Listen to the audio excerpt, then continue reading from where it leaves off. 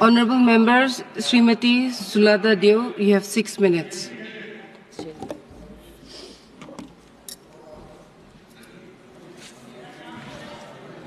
जय Shri Jagannath. Thank you vice chairman madam, मुझे भारतीय वायुयान विधायक जो 2024 बोलने के लिए मौका देने के लिए.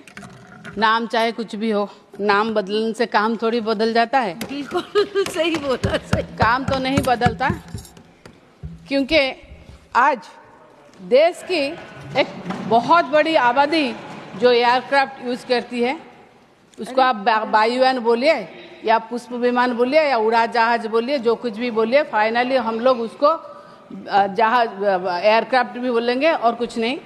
फिर भी देखिए, जो इतने बड़ी आबादी है जो यूज़ कर रही है आज एयरक्राफ्ट को जाने आने के लिए, मगर सबसे बड़ा आबादी जो है, जो लोग आम आदमी हैं, जो जिनको हर किसी की इच्छा होता है कि मैं भी कभी फ्लाई करूं, मैं भी कभी फ्लाइट में बैठूं, मैं भी कभी एयरक्राफ्ट में जाऊं. होना भी चाहिए मैडम, क्योंकि हमारे देश के प्रधानमंत्री ने एक शब्द बोला था, एक वर्ड बोला था कि हवाई चप्पल पहनने वालों को भी हम हवाई जहाज में बैठाएंगे. मगर हवाई जहाज, आप अभी क्या आंकड़ा है कितने हवाई चप्पल पहनने वाले हवाई जहाज में चढ़े?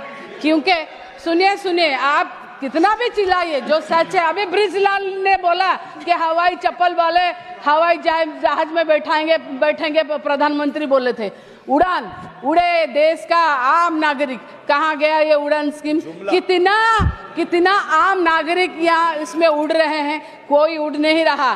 क्योंकि देखिए, मैं जो क्षेत्र से उड़ीसा से आती हूँ, मैं आपको एक एग्जाम्पल दे जाऊँ जो ट्रू फैक्ट है. मैंने एक मीटिंग में जहाँ पर हजार महिला बैठे थे, मैंने एक बार उनको पूछा कि आप में से कौन है, हाथ उठाइए ऊपर, कौन कभी फ्लाइट में आप ट्रैवल किए? 2000 महिलाओं में से एक ही महिलाओं ने हाथ उठाया. मैंने बोला कि कहाँ गए थे, मैंने पूछा अच्छा आप कहाँ गए थे, तो उन्होंने क्या बोला, वो महिला ने, आप सुनिए, उन्होंने बोला हमको नवीन पटनायक जी ने SSG जो सेल्फ हेल्प ग्रुप होता है उनसे सिलेक्ट करके हमको दुबई भेजे थे. ये है मेरा नेता जो कुछ बोलता नहीं है, जो बोलता है वो तो नहीं करता है, ना बोल कर भी करता है. इसको कहते हैं हवाई चप्पल पहनाने वाले महिला को हवाई जहाज में उड़ाना, इसे कहते हैं. मगर हवाई चप्पल पहनने वाले तो हवाई जहाज में अभी नहीं बैठ पा रहे हैं.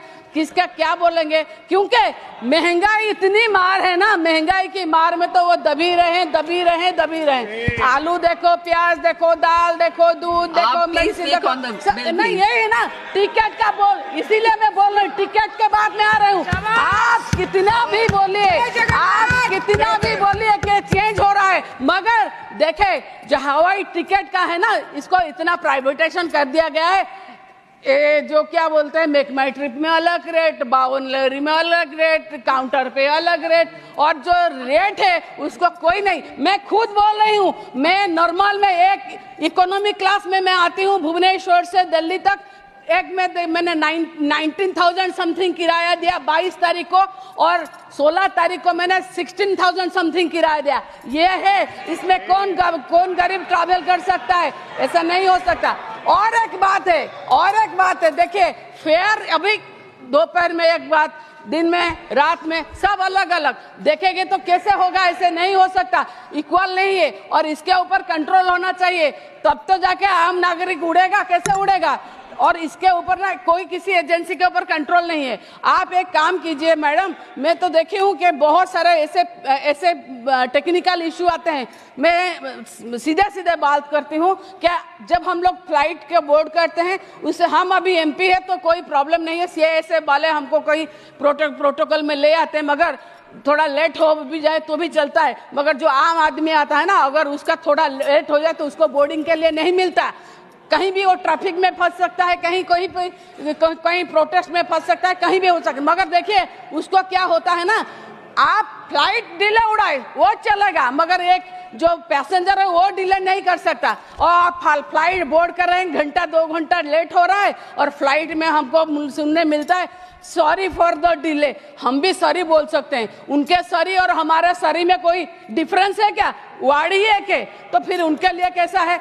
ऐसा होना चाहिए कानून के सबके लिए बराबर, उनके लिए भी जो फ्लाइट जल्दी नहीं उड़ाते उनके लिए क्या करना चाहिए। और सिक्योरिटी पॉइंट ऑफ व्यू को देखा जाए तो मैडम हमारे उड़ीसा में क्या कहीं कहीं पर भी हमारे उड़ीसा में ये मैं आपको बोल रही हूँ 26 अगस्त को वहां पर देखिए फ्लाइट हमारे एयरपोर्ट के बाहर ये हमारे जो एक यहाँ के एक्स एमपी और एक हमारे मीडिया टाइकून है तथागत सतपथी जी, उन्होंने ट्वीट किया 26 अगस्त 2024 को क्या कि एयरपोर्ट के बाहर में एक जो व्हीकल जीपीएस ट्रैकर लगा होता है जिसका बैंक में यूज होता है, जो व्हीकल पैसा लाना आने के लिए, उसके गाड़ी में 80+ किलो सोना 200+ किलो सिल्वर जब्त हुआ। वो कहाँ से आ रहा था या कहाँ जा रहा था तो उसका कोई नहीं मिला आज तक। और देखे ना 80 किलो सोना ना वो कम के घट के 35 हो गया।